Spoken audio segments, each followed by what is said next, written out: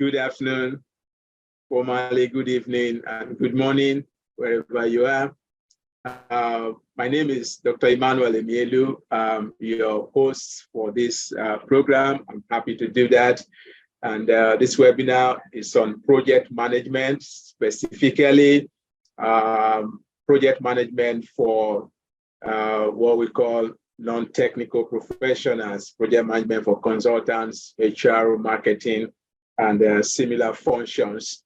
We realize that for the people who are in the quote admin in organizations, they play a key role in organizational performance and organizational success, and therefore the project skills are needed for them as they are for those guys in the field. And the platform for this webinar is called criticalskills.net.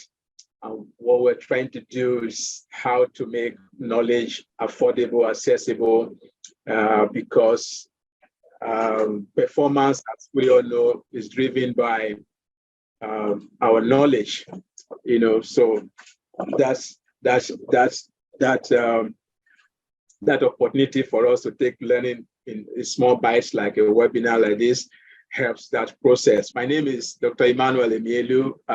Ladies and gentlemen, I've come from quite a diverse background as well. I've been in project management, I've been in leadership and strategy. I've actually been involved with engineering projects at some point in my career.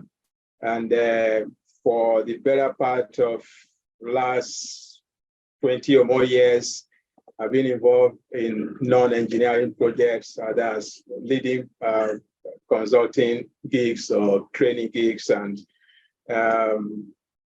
big ticket conferences. Emmanuel and I have been on a regional conference, which will be running since 2015.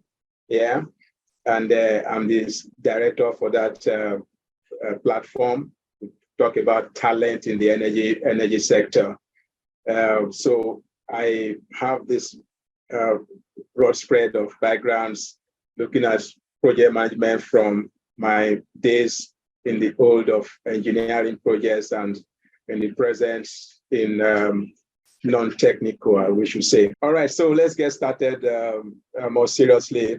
I guess that I thought that the best thing to do was to start with situating or contextualizing what projects are, so that we are all on the same plate as we begin to get our feet deeper into the water. So most generic definition of project everywhere is that it's a temporary endeavor, it is unique, and it's intended to bring about new products or reformed or upgraded products, services, or any other outcome. For example, when we do an interview, conduct an interview, a mass recruitment project, or we do a performance appraisal exercise, it's all, it's not a product, it may not be a service, it may be a result, performance improvement.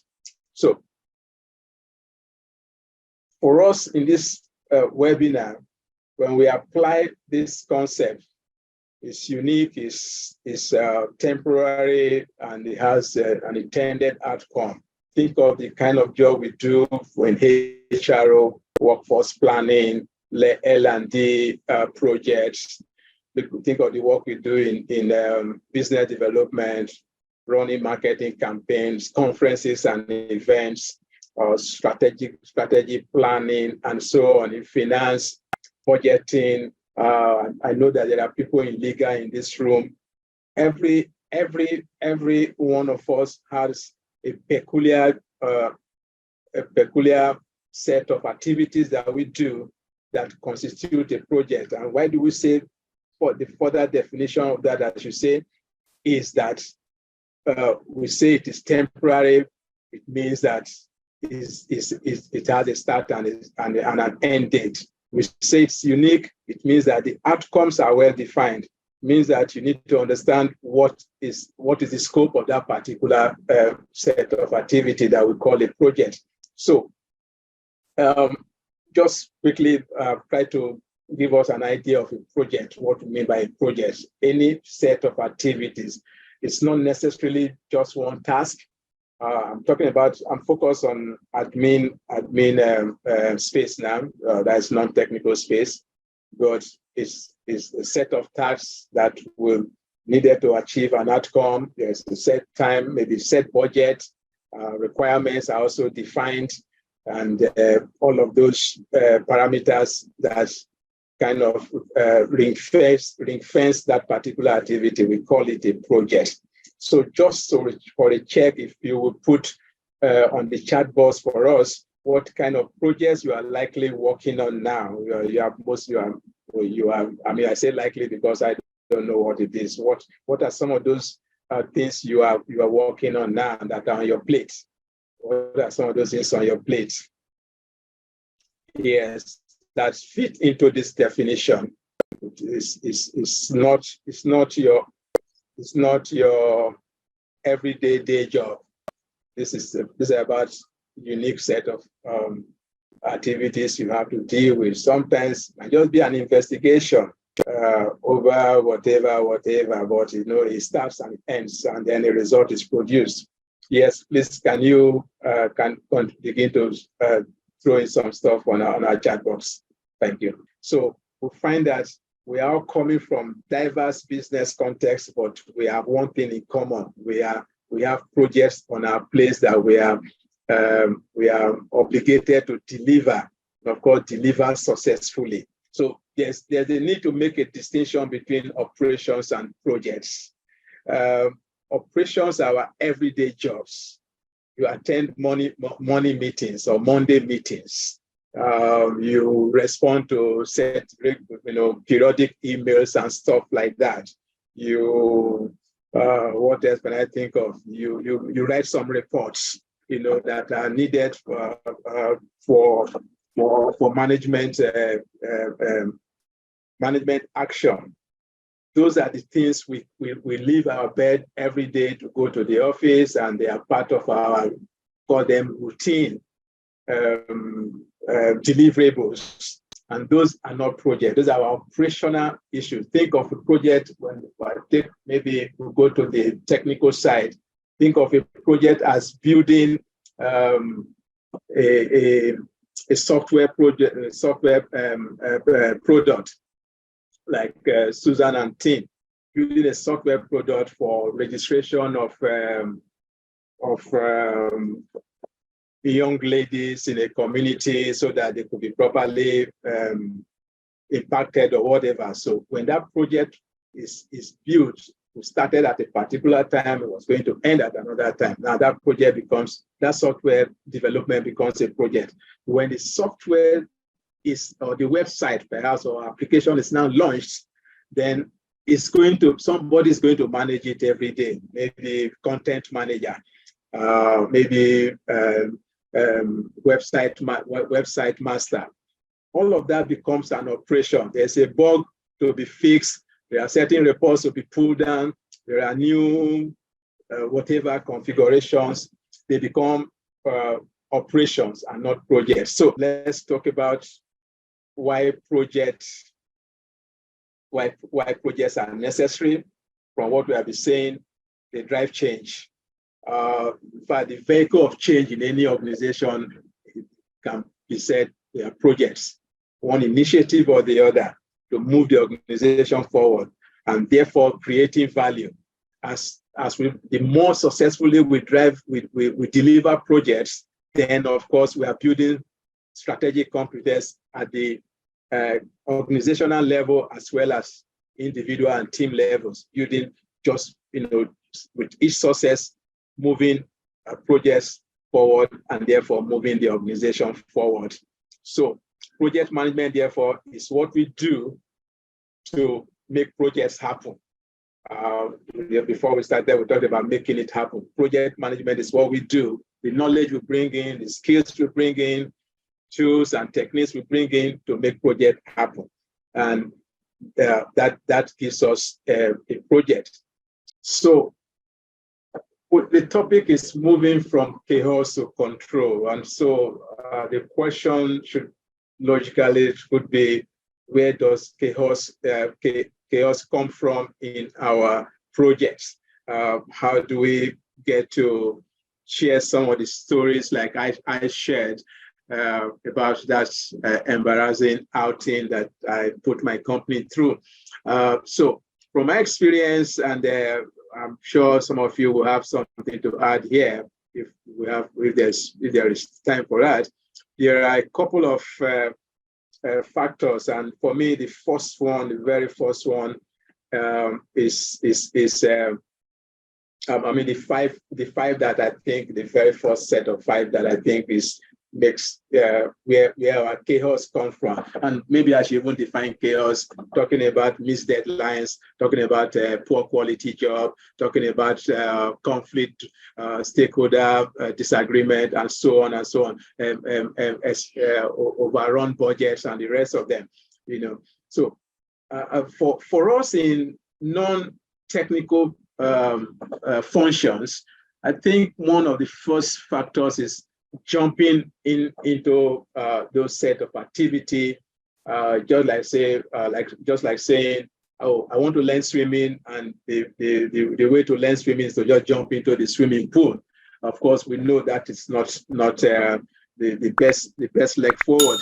So in admin job, my experience is that like Helen was saying, oh, this event is coming. Yes, we're going to do the event, and we just get doing it. We're talking about get doing the event, in quote, doing the event, jumping into it without sitting back, without any scoping and framing and all that. So that is one recipe for disaster.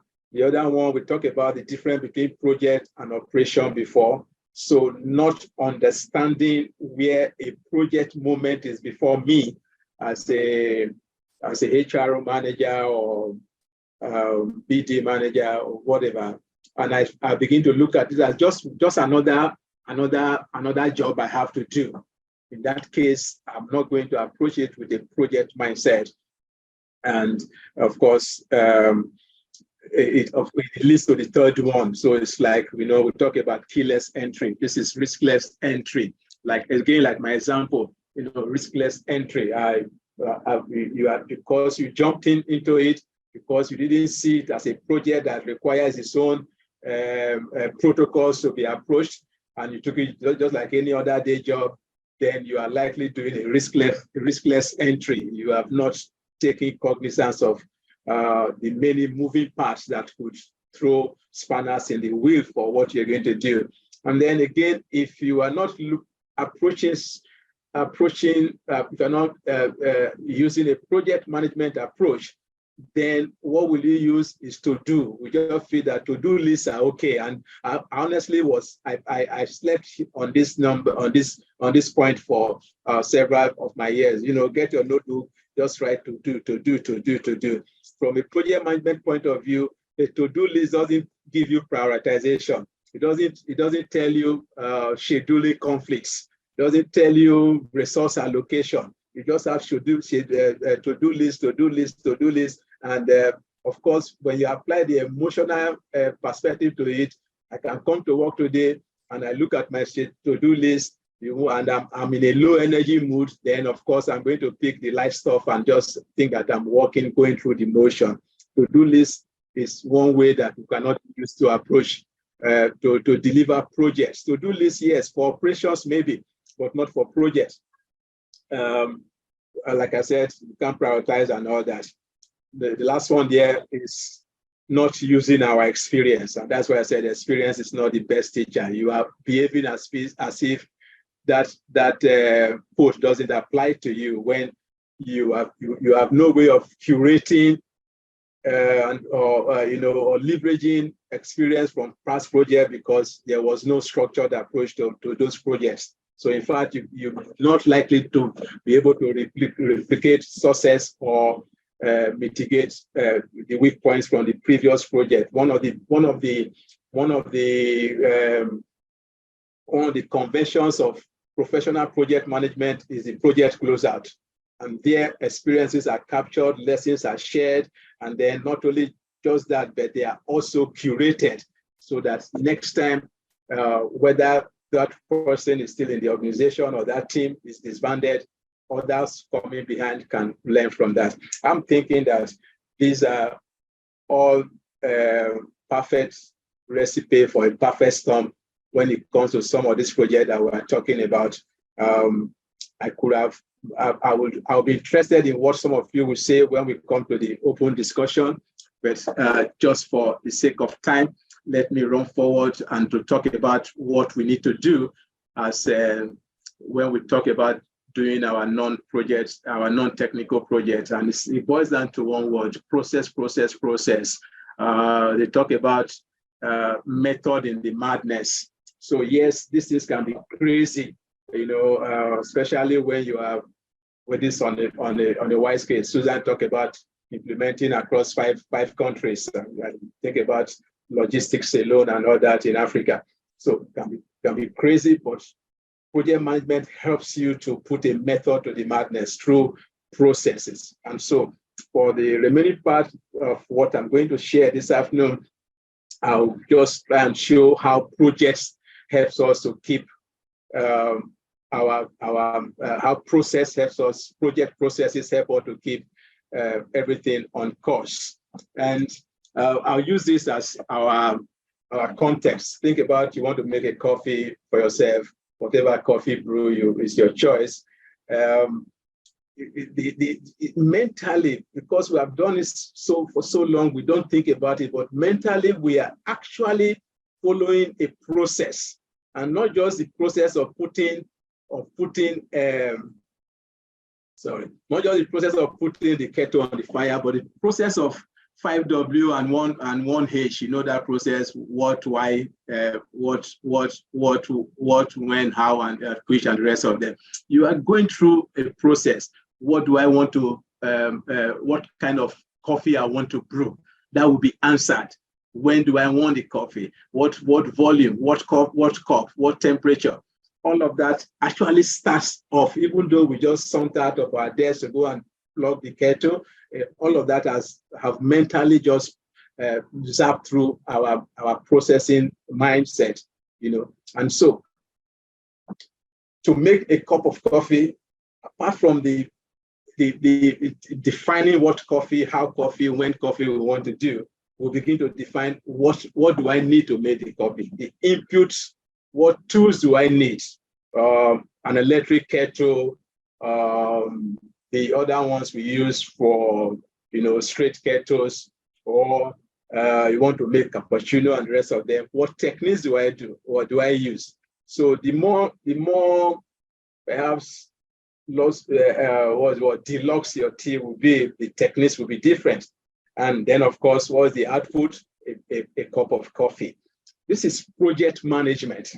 In fact, by definition, the fact that to make the coffee, there's a time it started and a time it ended, and it's likely to be, unique, in its taste and the rest of them, as a perfect definition for project. But this has been delivered through a process of defining what the scope, defining the method, defining the quality, defining all of those parameters, and then we deliver a cup of coffee, cup of tea. And that is what happens in project management. As those guys in the field, engineers and stuff, most of them, especially if they have worked on big projects, they recognize and they can apply this. But for us in the offices, we may not have had the privilege of being exposed to this thinking. Naturally, that's the essence of this webinar. So, a traditional project management goes through 5 sets of processes. 5 sets of processes, from initiating the project, to planning the project, to executing the project, controlling the execution, and then closing the project, which we call conclusion. And as you may see, there's a lot of overlap in these processes. It takes a project mindset to see where these interfaces are and be able to manage them for seamless progression to deliver the project. So in project management class, for example, like the one I showed you from oil and gas soft skills, we break this down, this concept down to see what is required at this stage and how to deliver your project finally successfully. So let me present this in another form, which is a generic form. Usually, just like our T again, you can look at what we call the project life cycle from start to end. What are the things that happen in between and across it? So from start to end, you can think about, when you bring a project management mindset into it, you can think about these 5 groups I just shared earlier on: initiating, planning, executing, controlling, and then closing. Now, if this is all project management is about, anybody can just go and write that down and say, this is my template. But because of the deep involvement of what projects are, they are dynamic pieces of what activities and processes and the rest of them. People are involved, business situations are involved, skill set are involved, all manner of things, culture is involved, and the rest of them. We need a what we call a knowledge set to be able to drive that. So project management, especially the one that is based on what we call the PMI, Project Management Institute, provides 10 knowledge areas for managing this process. Oh, yes, we understand the process, but when I'm at the initiating side stage, what am I supposed to do? What skills do I need? What knowledge do I need? What tools do I need? And this is what is actually involved in project management thinking. Please permit me, I'm rushing. We will take time for questions. And I'm really looking forward to hearing from us. So what are these knowledge areas? We call them, so let me just do this. So integration of the whole project processes, scoping the project to really know what needs to happen for this project to be delivered, scheduling all the activities after you have scoped it. What tasks are needed? We call that, we hear about WBS, work breakdown, and the rest of them. So and then you do all the estimation of your time. Then you need to find out what cost is involved, your budgeting, and what quality is involved, what standards. When we talk of quality, what standards? Quality is simply conformance to preset standards. And then where are the resources coming from? And who are the stakeholders? How are we going to communicate all the project information, project updates, project requirements, all the project analysis reports and the rest of them, project communication, of course, risk. I told you my experience, risk. Of what can risk, of course, is deviation from normal, from expectation, unexpected events. Uncertainty is what drives risk. So what could happen? Can we preempt it? Can we plan ahead for it? The event, like the story I gave, what was the risk there? There was a very potent risk that the contractor was going to deliver late. And then I needed to understand the implication of that. I needed to know what mitigations I could plan ahead. So just by sitting down and thinking about the risk of that project, I probably would have not brought my organization into that situation. Of course, you talk about procurement, and then we have what we call the stakeholders that are involved. So if you, like I said, understand the processes, now seek the knowledge and the skills to guide you as you go through the project life cycle. That is the project management mindset. And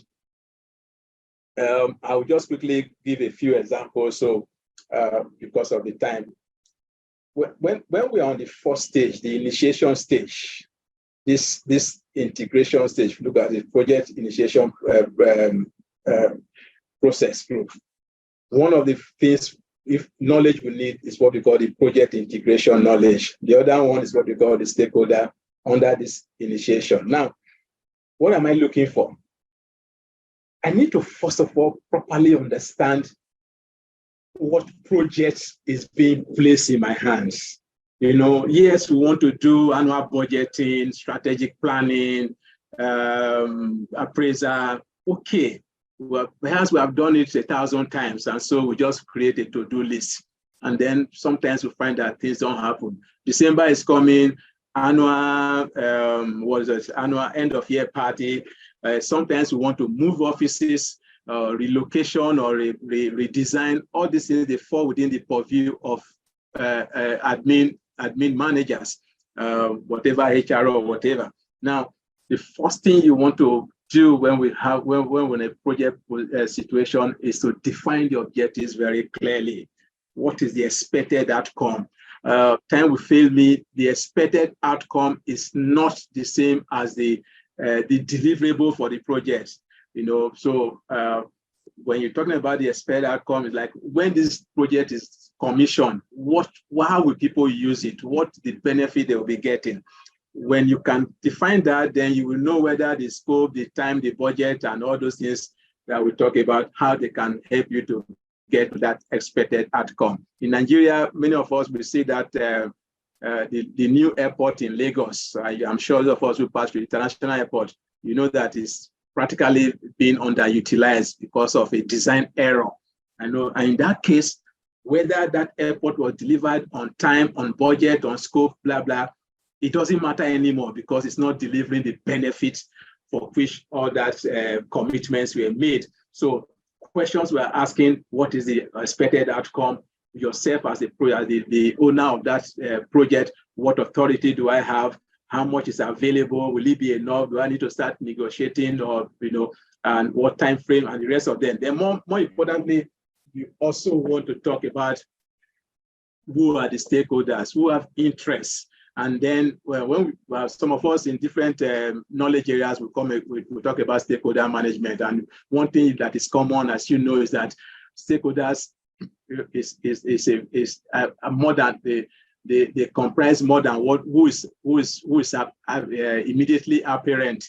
So we can see some people here, 1, 2, 3, 4, 5. So yeah, these are stakeholders, but there are so many more that actually have an interest in what you are doing.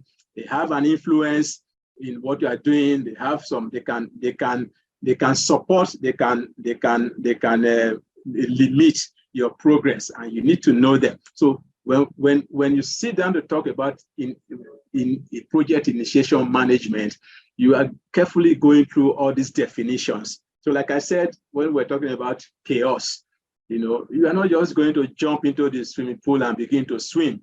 You're going to sit down and say, what is before me? Properly define so that you can plan for it. This is an example of a project we did some years ago for one of the regional governments in Nigeria.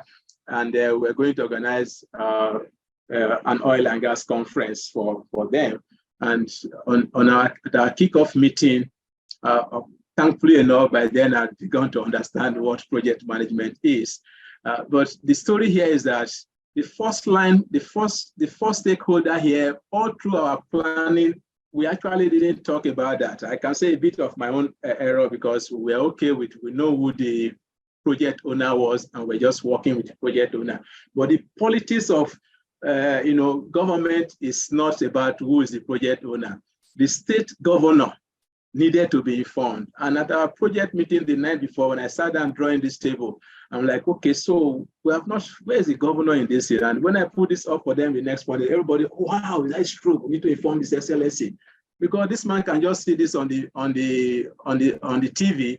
I'm like, because the commissioner, I hear you are doing something. Well, okay. The way we just say, we know that all approval is pulled off because he is the one that has the highest approval. So high impact, high interest. And that saved us a lot of possible embarrassment if we have not considered the governor. All right, so another thing you think about, I will not talk much about this. There are different approaches to project planning or project initiation. We talk about what methodology we are going to use. There are conditions. There are different methodologies. There are the 4 basic methodologies that fit different project situations. And it's mostly about the degree of change. When you are working in projects that have a possibility of high change in requirements, you likely not be able to use what we call a predictive method, for example, because you need to get a bit more agile, to be able to manage those projects. And of course, we cannot go into the details of how to plan this or how to determine this in this short period. So, but bear in mind that there are different project management methodologies depending on the context, degree of change, frequency of delivery. So when you do initiation, I'll be rounding up shortly now. When you do initiation, then you need to plan. Planning means bringing all the 10 knowledge areas to the table and going through sequentially until you have defined the integration. You cannot go to the scope definition. You cannot schedule the task. You cannot know the budget. You cannot define quality, and so on. And we say proper prior planning prevents poor performance, PPPP or something like that. For project, this is more than necessary and imperative that we sit back and do proper planning. Again, I want to say that the typical planning that we do as admin executives is to create a to-do list, and to-do list is so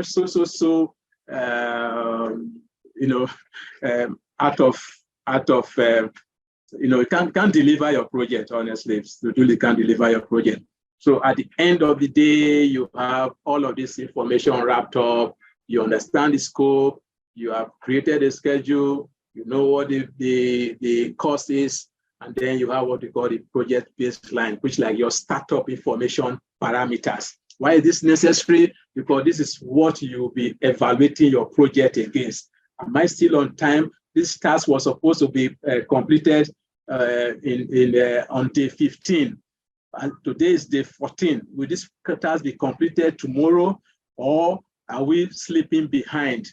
And stuff like that. Until you have these baselines, you are likely not to know where you are going to hit a brick wall or hit crisis at the next turn.